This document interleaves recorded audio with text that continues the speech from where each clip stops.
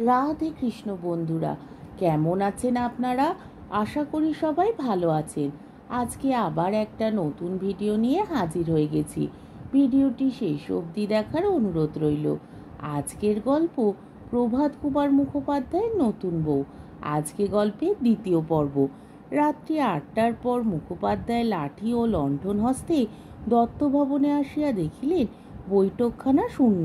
শুনিলেন জামাইবাবু আসিয়াছেন, এখন জলযোগ করিতেছেন। মুখোপাধ্যায় প্রতীক্ষায় রহিলেন।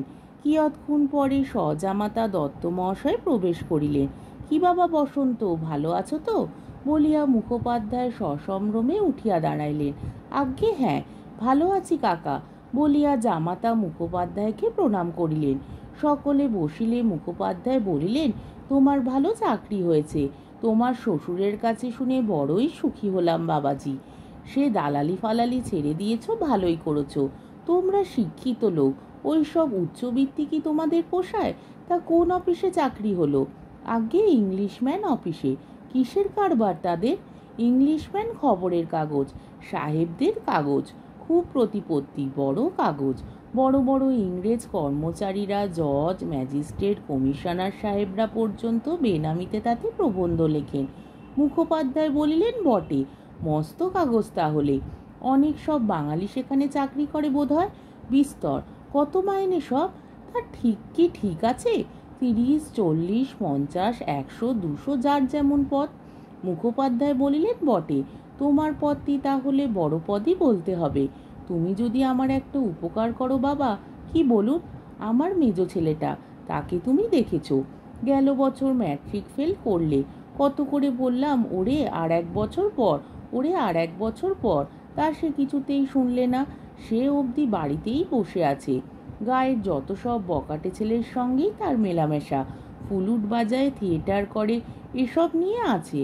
তাকে যদি বাবা সাহেবকে বলে কয়ে তোমার অফিসে একটা ছোটোখাটো কাজে ঢুকিয়ে দিতে পারো, তবে গরিব ব্রাহ্মণের বড়ই উপকার করা হয় বলিয়া মুখোপাধ্যায় জামাতার হাত দুটি ধরিলেন। বসন্ত বিব্রত হইয়া বলিল, আচ্ছা আচ্ছা কাকা, অত করে আমায় বলতে হবে কেন? এখনো তো আমাদের অফিসে কোনো কাজ খালি নেই। একটা খালি টালি হলেই আমি চেষ্টা করব বই কি। মুখোপাধ্যায় হাত ছাড়িয়া বলিলেন, তাই করো বাবা। দেখো, তোমার শ্বশুরের সঙ্গে ছেলেবেলা থেকে আমার বন্ধুত্ব। একসঙ্গে পাঠশালায় গিয়েছি।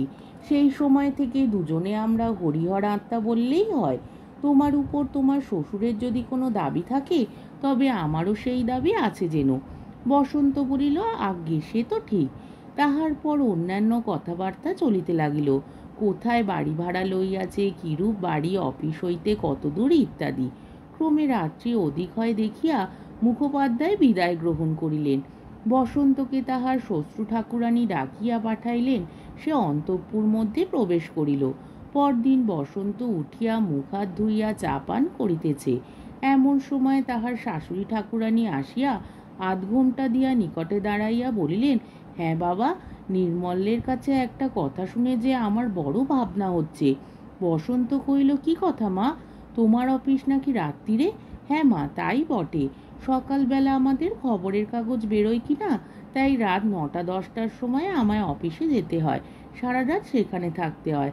আবার দিনের বেলাও 2-4 ঘন্টার জন্য গিয়ে একটু পর দেখাশুনো করে আসতে হয়। তবেই তো বড়ই যে ভাবনার কথা হলো বাবা।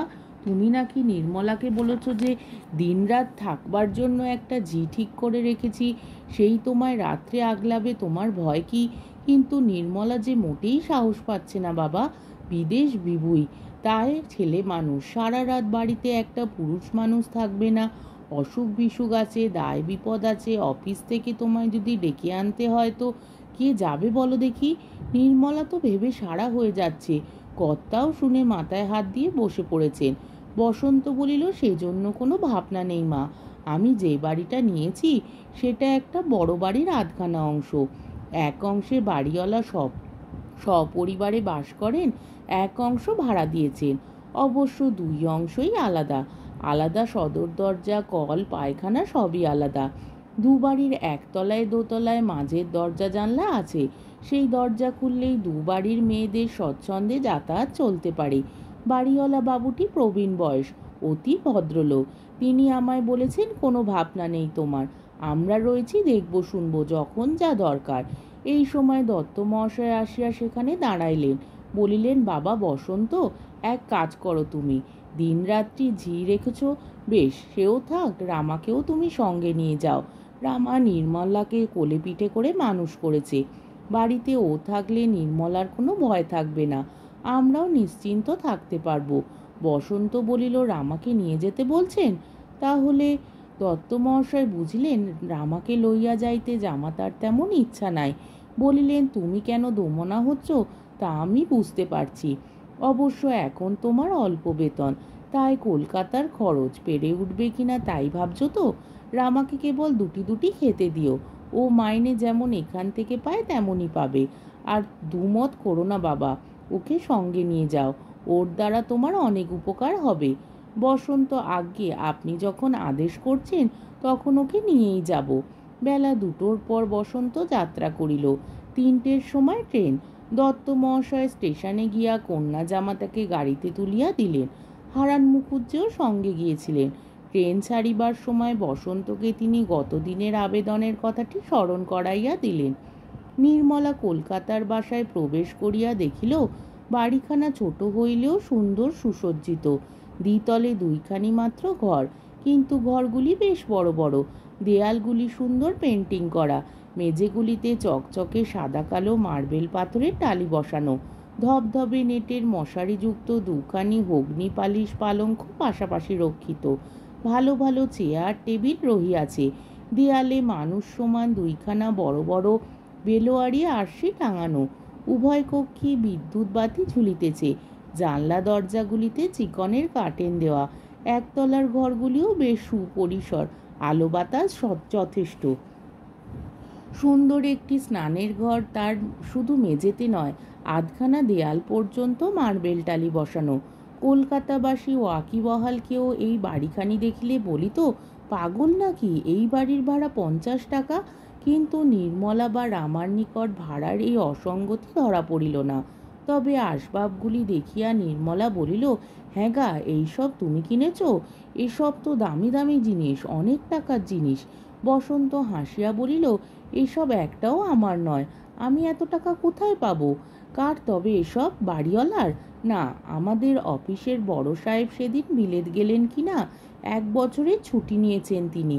আমাকে বললেন, বসন্ত, আমার আসবাবপত্রগুলো রাখবার জন্যে মিছিমিছি 1টা বছর বাড়ি ভাড়া গুনবো, তার চেয়ে কতক ছোট সাহেব রাখুন, কতক তুমি রাখো, আমি এসে আবার নেব, বেশ যত্ন করে রেখো যেন নষ্ট না হয়। আমি দেখলাম আমায় কিছু কিছু আসবাবপত্র কিনতেই হবে। 1 মাসে সব পারবো না অবশ্যই, মাসে মাসে 2-1টা করে কিনতে হবে। আপাতত এইগুলোতেই কাজ চালাই, তারপর সাহেব এলে তখন নিজের কেনা যাবে। সাহেবের বাড়ি থেকে এইগুলো গিয়ে নিয়ে আসতেই মুটে ভাড়াই গেল 17 টাকা। অবশ্য সাহেবই দিলেন। সরলা বালিকা গালে হাত দিয়া বলিল, ও বাবা, মুটে ভাড়া 17 টাকা? আর এই সব বিদ্যুৎ পাখাগুলো? এগুলো সব বড় সাহেবের জিনিস। সে রাত্রি বসন্ত বাড়িতেই রইল। বলিল, 2 দিনের ছুটি নিয়েছিলাম কি না, কাল খাওয়া দাওয়ার পর দিনের বেলা একবার বেরোতে হবে, তারপর আবার রাত্রে যেতে হবে। সপ্তাহ পর একদিন নির্মলা তার স্বামীকে কইল, হ্যাঁ গা, এ বাড়ির ভাড়া নাকি শুনলাম 100 টাকা, তুমি যে বলেছিলে 50 টাকা। বসন্ত বলিল, কে বলল তোমায়? বাড়িওয়ালা বাবুর মেয়ে সুহাসের সঙ্গে আমার ভাব হয়েছে কি না, তুমি যখন দুপুরবেলা কাজে বেরিয়ে যাও তখন আসে, আমায় লুডো খেলতে শিখিয়েছে, আমরা লুডো খেলি। আজ আমাকে সুহাস জিজ্ঞাসা করলে, তোমার স্বামীর মাইনে কত ভাই? আমি বললাম 150 টাকা। সে বললে, কখনো না, তোমার স্বামীর মাইনে নিশ্চয়ই বেশি। যা 150 টাকা মাইনে সে কি কখনো মাসে 100 টাকা দিয়ে বাড়ি ভাড়া নিতে পারে? বসন্ত হাসিয়া হাসিয়া বলিল, ও হ্যাঁ হ্যাঁ, বুঝেছি। আমি এই বাড়ি যখন ভাড়া নিই তখন বাড়িওয়ালা আমায় বলেছিল, অনেক খরচপত্র করে বাড়ি তৈরি করেছি, এই বাড়ির 100 টাকা ভাড়াই আমি ধার্য রেখেছিলাম, কিন্তু 100 টাকা কেউ দিতে চায় না, খালি পড়ে থাকে। তার চেয়ে আপনাকে 50 টাকাই দিচ্ছি, কিন্তু কাউকে বলবেন না। কেউ যদি জিজ্ঞাসা করে তো বলবেন 100 টাকা ভাড়া, কেননা আপনি যদি অন্য বাড়িতে উঠে যান তাহলে কেউ আর তখন 50 টাকার বেশি দিতে চাইবে না। মেয়েদের পেটে তো কথা থাকে না, তাই বোধহয় বাড়িতে বলেছেন 100 টাকা ভাড়া পান। নির্মলা বলিল, ও এতক্ষণে বুঝতে পারলাম। বসন্ত বলিল, ফের যদি কথা ওঠে তো তুমি বলো যে হ্যাঁ 100 টাকাই ভাড়া ঠিক হয়েছে বটে, তবে ওকে ওসব টাকা পকেট থেকে দিতে হয় না, অর্ধেক বাড়ি ভাড়া অফিস থেকে পান। আচ্ছা তাই বলবো। রাতে বসন্ত যখন আসে তখন বেলা প্রায় 9টা। আসিয়া স্নানাহার করে তারপর একটু বিশ্রাম করিয়া আবার বাহির হইয়া যায়। কোনো দিন বৈকালে 5টায়, কোনো দিন 6টায় ফিরিয়া আসে, আবার রাত্রি 9টা কিংবা 10টার সময় বাহির হইয়া যায়। প্রথম দিনই সে নির্মলাকে বলিয়াছিল, রাত্রির জন্য আমার খাবার করো না, আপিসে গিয়া খায় কি না। রাত্রিরে যারা কাজ করে আপিসেই রোজ তাদের জন্য খানা তৈরি হয়, আপিসেরই খরচে। সুতরাং নির্মলা একবেলা রাঁধিয়া দুবেলা খায়। দুর্গাজি রামার স্বজাতীয়, সে নিজের জন্য রামার জন্য রন্ধন করে, সেও একবেলা রাঁধে। সুতরাং সন্ধ্যাবেলা বাড়িতে উনুন জ্বলে না। বসন্ত রামাকে বাজার চিনাইয়া দিয়াছে, বাজার হাট সেই করে। দুর্গাজি গোয়ালা বাড়িতে গিয়া দাঁড়াইয়া থাকিয়া খাঁটি দুধ দুহাইয়া আনে। একদিন রামা বলিল, জামাইবাবু আপনার অফিসটি তো আমায় চিনিয়ে দিলেন না, যদি হঠাৎ কোনো দরকার হয়। বসন্ত বলিল, আরও দিন কতক যাক, নিয়ে যাব একদিন তোকে সঙ্গে করে। কলকাতার পথঘাট আগে তোর অভ্যেস হোক, নইলে শেষে কি মোটর চাপা পড়ে বুড়ো বয়সে প্রাণটা খোয়াবি। একদিন সন্ধ্যার সময় বসন্ত বাড়ি আসিলে নির্মলা হাসিতে হাসিতে বলিল, ওগো, আজ সুহাস আমায় একটা ভারী মজার কথা বলেছে। বসন্ত জিজ্ঞাসা করিল, কি কথা? ও বললে কি জানো, বললে তোমার স্বামী রোজ রাত্রে বাড়িতে থাকেন না, বাড়িতে খান না, রাত 9টা 10টার সময় চলে যান, আবার পরদিন সেই বেলা 9টায় আসেন, কেন বলো দেখি। আমি বললাম, কি করবেন ভাই, ছাপাখানার চাকরি, সারা রাত খবরের কাগজ ছাপেন, সকালবেলা কাগজ বেরোয়, কাজেই রাতে বাড়ি থাকতে পারেন না। সে বললে, তুমি ভাই সরল মানুষ, আমার স্বামী যদি আমায় ও কথা বলতেন আমি কিন্তু বিশ্বাস করতাম না, আমি মনে করতাম আমায় বুঝি ওই রকম বোকা বুঝিয়ে। এই পর্যন্ত বলিয়া নির্মলা থামিল। বসন্ত জিজ্ঞাসা করিল, বোকা বুঝিয়ে কি? নির্মলা বলিল, যাও, আমি বলবো না, সে ছাই কথা। বসন্ত হাসিয়া বলিল, তোমার সখী এই কথা বললে যে আমি হলে মনে করতুম যে আমায় বোকা বুঝিয়ে হয়তো আমার স্বামী কোনো কুস্থানে গিয়ে রাত কাটান।